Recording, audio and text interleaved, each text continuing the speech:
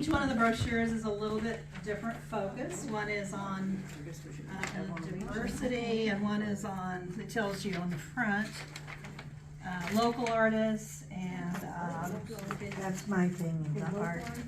Kansas City connections. I'm going to talk about the map that's on the ends of the robot edition when we get upstairs.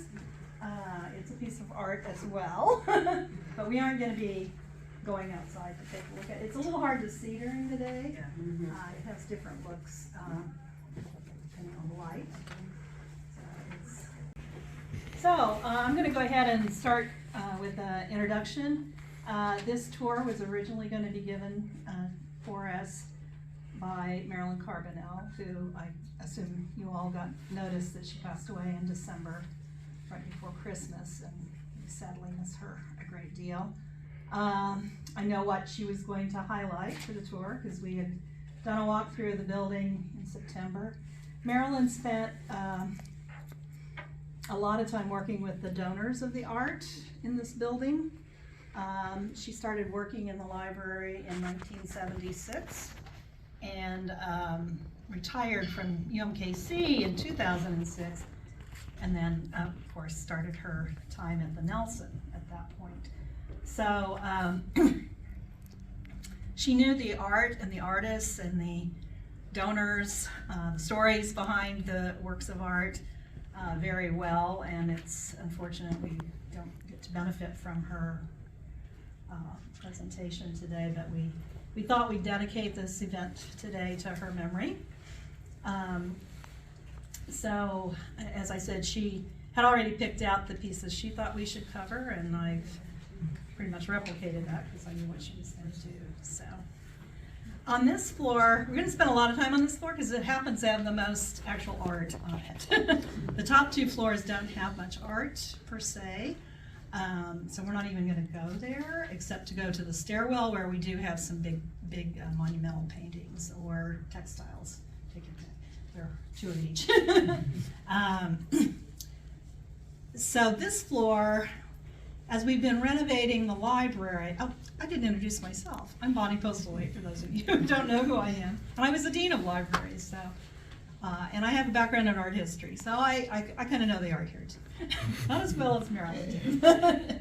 But when we started renovating the building, we had to take the art down when painting of the walls was going to happen. So, and of course things got rearranged, and we had to rethink where the art was going to be displayed. So this floor, we tried to focus all of the things that the conservatory deals with, because this is where the Music Media Library is and the Mars Sound Archives. So on this floor you're going to see a lot of art that has things that relate to music, theater, dance, jazz on this floor. So not exclusively, but almost exclusively. The first floor has quite a few wonderful pieces as well, so we'll be spending some time there, but it's a little more varied in terms of what the topic and what have you is. We're going to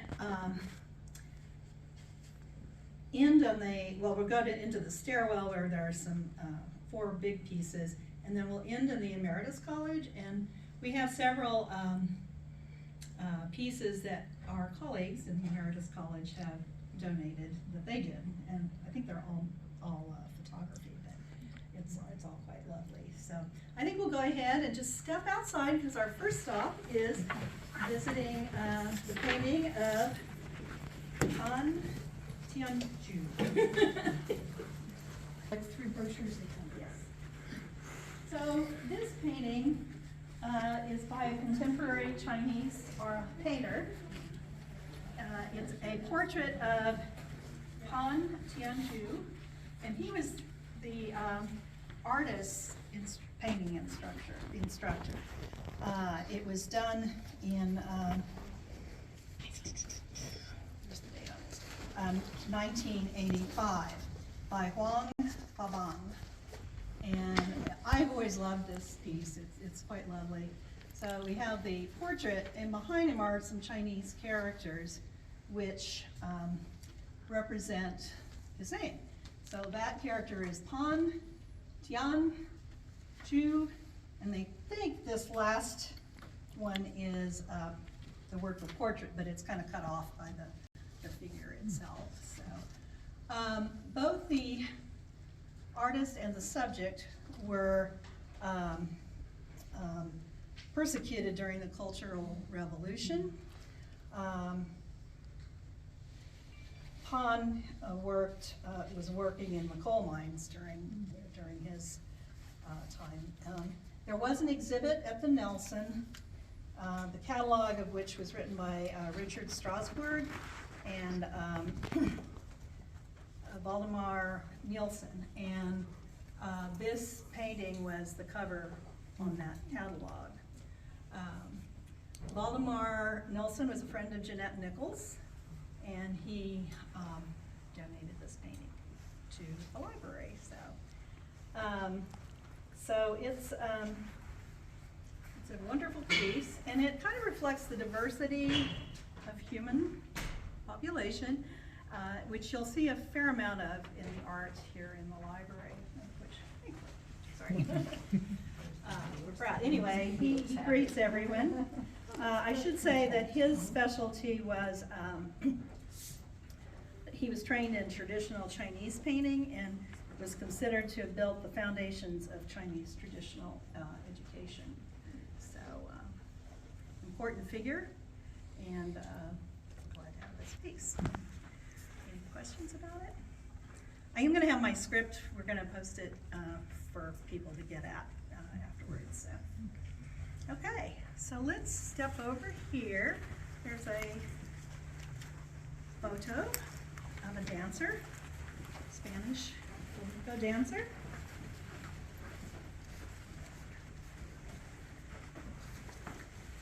This photograph was taken by Jack Jonathan, who I knew quite well, actually.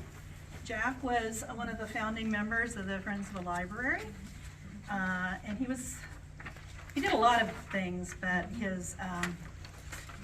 he was quite the photographer. He just died in 2022, and he was he didn't quite make it to his 100th birthday. But, so this is called La Chunga. She's doing a flamenco dance.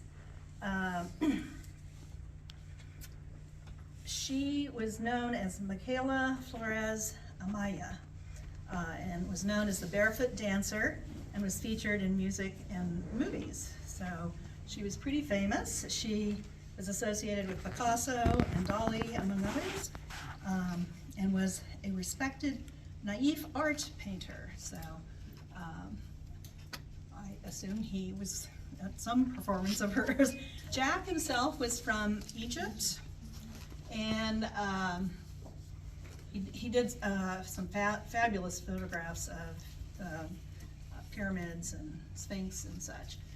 But he traveled a fair amount in the Mediterranean area before he moved here to the United States. He worked at Hallmark for quite a number of years. He was a close friend of Jim Sowers, and they wrote several books together. So, any questions about La Chunga? Do we know when it was taken? I think I do. Since 1984 on the Oh, yes, it does. Oh, good, thank you. I put it in my notes here, so I'm glad it says there. Our next stop is going to be, maybe we can go through the doorway over there. Straight ahead, we're going to go see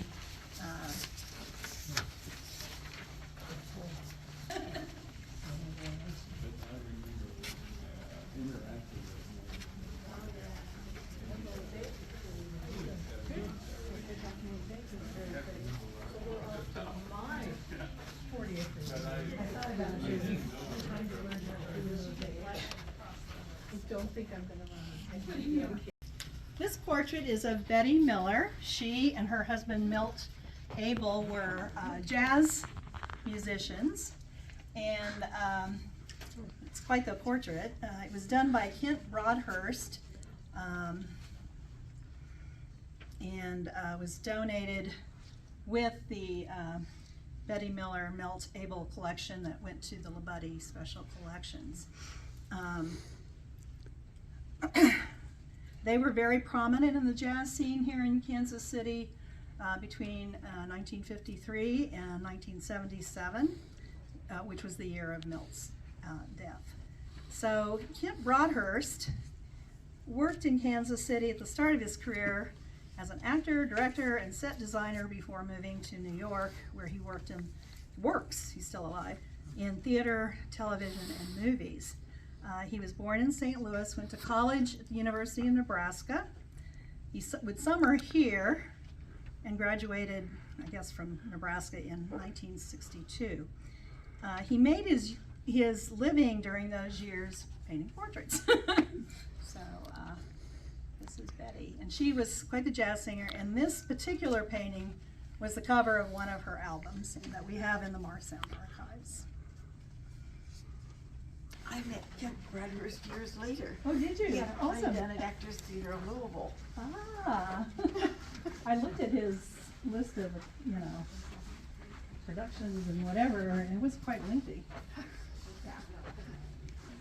The Music Media Library staff work with the Marsound archives to take album covers, and they create these little thematic exhibits.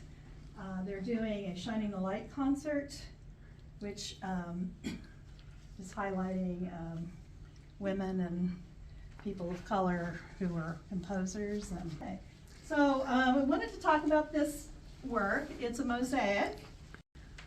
It's called Musici by Gabriela Poloni Mountain, and she was Hungarian and escaped communism and came to Kansas City. And she was quite the artist. She lived from 1918 to 2020, so she lived a long life. This particular work was donated by Harry Statland in memory of his first wife, Suzanne Statland. And they together had given us, it's in the Labuddy Special Collections, the Holocaust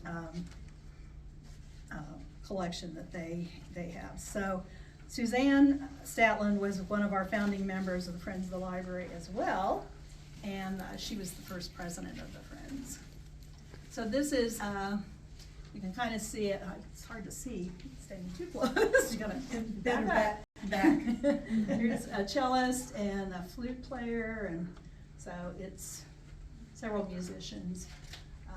It's had a little damage, it's lost a few of its mosaic pieces, but it's a lovely piece. Did she work mostly in mosaic? I think she did mosaics and painting. Go ahead. She did work in a number of these. Yeah. And paintings, and then there were some sculptures, I believe. So. She was very prolific, I do know that part, so. Okay.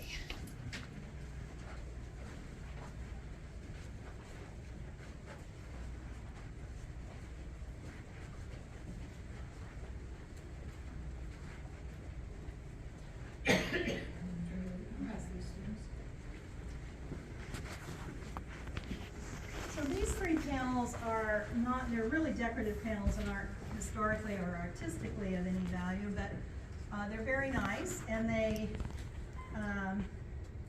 their style is similar to 15th century Rajasthani art or perhaps 17th century Mughal court paintings, and it really works well, especially in this space.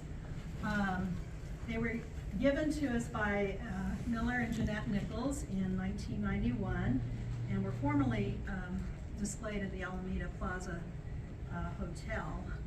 They gave us a lot of stuff, art, in the building that was either in the Alameda Plaza Hotel or in Realty before they shut that down and sold it to Reese. So don't really have any other information about it, but it does represent a different culture that is good to have. It kind of looks like it's painted on silk. Or, yeah, it's fabric of some sort. Yeah, This I one think almost it's not- looks I like think a. it's It's correct. not canvas. I think you're correct. Okay, so that's pretty much it on this floor that we're gonna see on this tour. There's more here. We've got some big. So our next stop is going to be going up the steps to the landing to see Eric Bransby's Primavera. And if you, we may have rearranged. Yeah, when I meant to say that you're a gentleman and can't feel Let's let this person through. Sorry, you're in your way. So Eric Bransby is an important figure for this group. He's an emeritus faculty. He died a couple of years ago in 2020. So he was close to 102. He was born in 1960. So PBS did a documentary on Eric Bransby, and the link to the video will be in the script when you get that. And this was very much highlighted, and I watched the video the other day. It was very well done. I remember when they actually came and did the shoot. It was right before he died. This is called Primavera. It is taken after the Renaissance painter Primavera, Sandro Botticelli. And this was a gift of the UMKC Alumni Association in 1975, so it was made for the library at that time. Bransby was considered a master of the American mural. He studied with leading artists Thomas Benton, Boardman Robinson, John Charlotte, and Joseph Elbers, among others, so he got around. He also has a piece over at the Rockhurst Library. Let's see if I have the name of that. No, I don't have the name of that here. You'd recognize it as his style. He has a very distinctive style. He called this particular work his Crazy Ladies. And it was restored by Donna Bachman, who earned her MFA here at UMKC and later became the chair of the art department at Park University. And she was featured in the documentary as well. So, yeah. So this is our one emeritus faculty member who has art hanging out in the public area. We'd be very proud of him. So. Okay. Hello. Is there actually a 3D layering of them? Is there a what? A 3D effect layers? Yes, there are layers. And the different, like this piece is recessed in, even though it's a separate piece from this piece. But yeah, there are different layers. Even if, as you come by it, you can see like there's a thinner piece of wood there, in fact all the way up. So yeah, it's very sculptural. He became interested in painting as a child. He was watching a puppeteer thing of a horse, and he was just so intrigued by the movement, capturing the musculature and the movement, and you can really see it in a lot of his figures when you're looking at his art. So, very, very nice piece. So, this one's called, I saw you said that it's Primavera.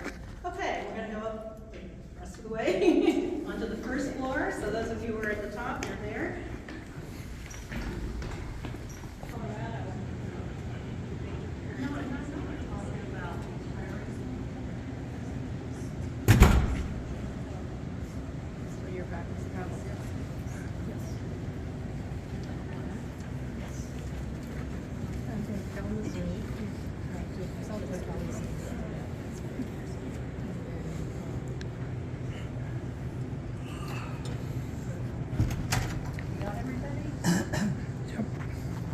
So this piece is by Alexander Calder.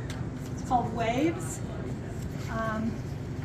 It's a lithograph that was donated to the library by Paul Martin Wolf, who was a sculptor and a retired lawyer, and Ray Schwartz. I don't know if that was his wife or what the relationship was there. But the Wolf family,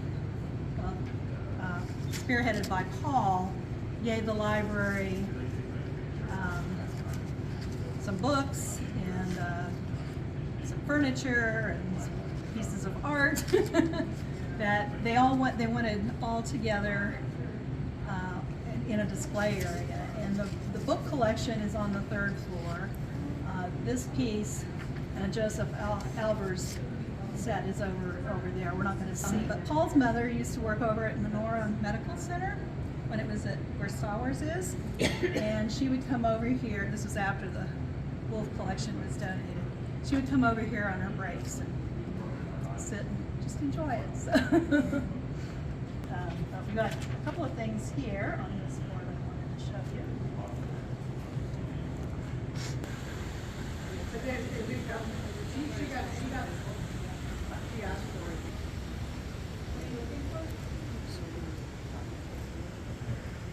So both of these pieces are by Billy Gutmann, who was a Swiss painter who was good friends with the Bolliers, who own and still operate Andres.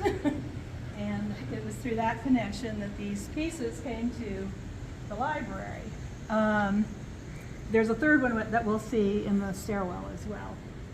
So this one over here is called, somebody who knows German is going to say this better than I, Kruse, K-R-U-Z.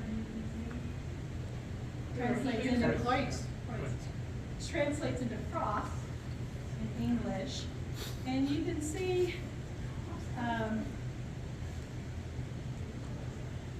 that it's a painting.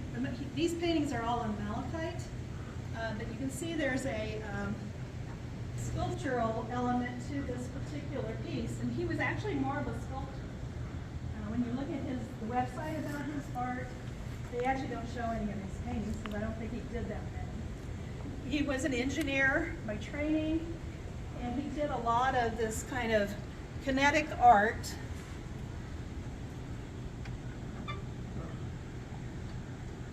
I'm not going to force it. But he did really huge pieces that would move and interlock and do all these things. It's a fascinating site to take a look at. I don't know if it's this piece or the one in the stairwell, but there is a piece that's missing from one of them. Probably got knocked off by somebody being displayed. What about the appearance of the damage down here? Yeah. Is that due to the students or? Could be. I mean, I don't know when it appeared. I don't know when it appeared.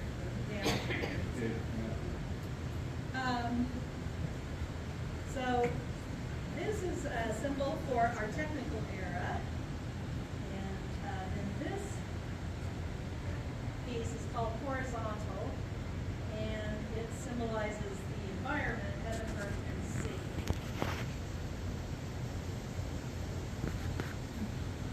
Yeah, you're right. It's got some stains and stuff somewhere. Unfortunately, the library doesn't have the funds to do this. Do they have a funding for restoration? We did have the textiles we're going to see in the stairwell cleaned before, when we had to take them down to paint the stairwell. That was the first piece of the renovation that we did. And we had a textile conservator come over, and she cleaned them and she repaired. They both had a little bit of repair that needed to happen on them. So he gave these 3 pieces, you'll see the third one in a bit, on permanent loan, and we never could engage with him to find out if the university couldn't afford to buy them from him, which is theoretically what he wanted. But he was visited by Marilyn Carbonell late in his life, and And he told her then his intention was that these would be permanently owned by the university. So, which was good to know that at least verbally or orally he committed to them being here, because I tried writing to his agent and just never heard back from him. So it's kind of interesting. So anyway, they're here. They're ours at this stage of the game.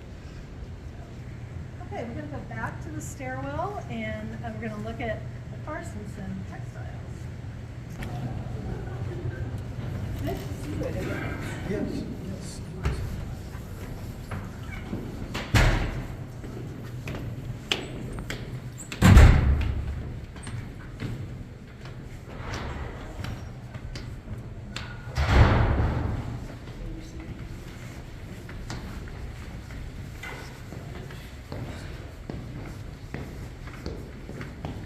So this piece is by Blanche Carstensen. She and her husband were both artists in the Kansas City area. He was a sculptor, and he taught at UMKC.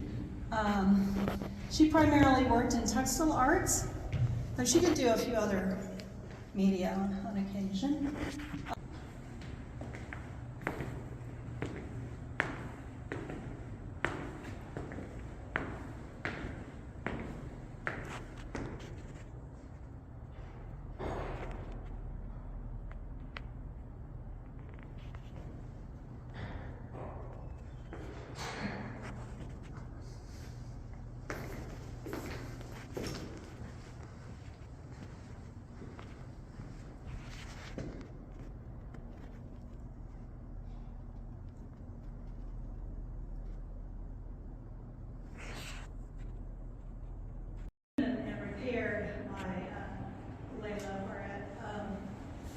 There were like strands that had come loose and were hanging way low, and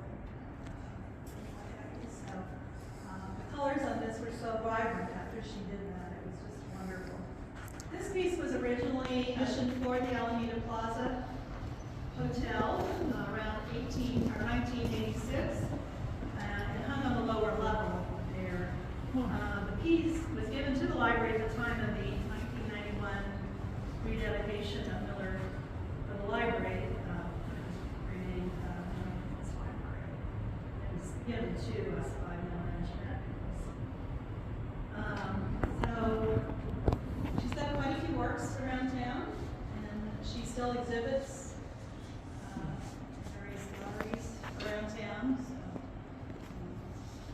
my church has a huge piece. It's called the Chrysalis in the sanctuary area. We have another smaller piece. She does amazing work with these pieces here. So, Diaz was wanting to see where the geoscience is. Yeah. Oh, good. I don't have to go in it. It's on this floor. So, Go on down, so Jim. at this point, we're going to go down to the second floor and into the Emeritus College, and we're going to reception. And I'll talk a little bit more about the outside piece of the map. So, Marilyn did not pick this last piece. It is the map that is on both ends of the robot edition outside, and I've got some photos of it in various stages. This is one taken at night when it's really dark, and the image comes through more as a white. If you take it at sunset, it glows gold, and during the day it's a little harder to actually see the image because it's light up. So where is that located? It's actually, On it the covers outside. several floors. It's on the outside. Oh, okay. And you can see it at night when you drive by on Rock Hill, and you can turn onto 51st Street and pull over. And it's on both ends of that edition. Is it the same on both ends? Yes, it is. So I was very much a part of the construction of the robot edition, and 18 months of discussing how this map was going to be displayed there. Originally, they wanted to do something that would be backlit like it is now. It's a perforated metal sheet, and they wanted kind of superimpose things, so they wanted the perforations, but they also wanted some etching that might be better seen in the day. I'm not sure it would have been. But they realized, the architects realized fairly quickly that that was going to be too much busyness. But we did a lot of research on things that had to do with UMKC that might be reflected there. Whatever. Anyway, we ended up using the map that was a Chamber of Commerce map from 1926. So this part of Kansas City didn't really exist then. UMKC did not exist then. So the map itself doesn't come this far south on the thing. So it's been named as a work of art, Rivers, Rails, and Trails. That very distinctly shows the geologic configuration of the various rivers and streams. But you can also see the railroads and the trails would have been the highways that used to be dirt trails, but and I always loved the name. I think Bob Simmons named it. I'm not sure, but I really strongly recommend that you, if you haven't seen it, to drive by at night, and if you can, pull on 51st Street and just get out and take a look. There are benches there. You can sit there and look at the far end of it, and it's quite lovely. It's not one big sheet. It's several panels. They're 8 feet by 4 feet, and I think it's 7 high and 8 wide. And they had to do that because they were afraid with wind shear and the wind blowing between all of those perforations in the metal that it would twist, and so they came up with the solution. It was quite an engineering thing, to be honest. They came up with the idea of smaller panels, and they were able to really reinforce them where they joined. But then they got into the issue of how do we join them without showing the line where the joins. There was a lot of discussion. It was pretty fascinating. So it's gorgeous. I wish Kansas City was more aware of it. So it's on the north side, or? It's actually on the east and the west ends. The East and north west. side is actually where the wall of the robotic storage bins are. So you couldn't put anything there. I don't know if you've ever been inside to see the robot, but it's 3 Fascinating. aisles of storage, and a robot goes down and pulls the bins or the shelving units off to retrieve the items that are found therein. So, I think we're done. Any questions? Oh, I did want to say we have some art, of course, here in the suite, and you're welcome to take a look at that. We've got at least 3 of our colleagues represented here. Charlie Cobb, I think, has some stuff there. John Killip, who I was hoping would be here but is not. He's got some photography. And Pat Jasaitis. Yes. Anyway, he also has photographs around. So wander around, familiarize yourself with the space. I was hoping Borrow a book. borrow a book. Yeah, we've got their little lending library. I was hoping John or Charlie could be here, but they weren't, so they could talk about kind of their creative work that they're working on, but they weren't able to be here. So enjoy. Stuart. Refreshments, drinks.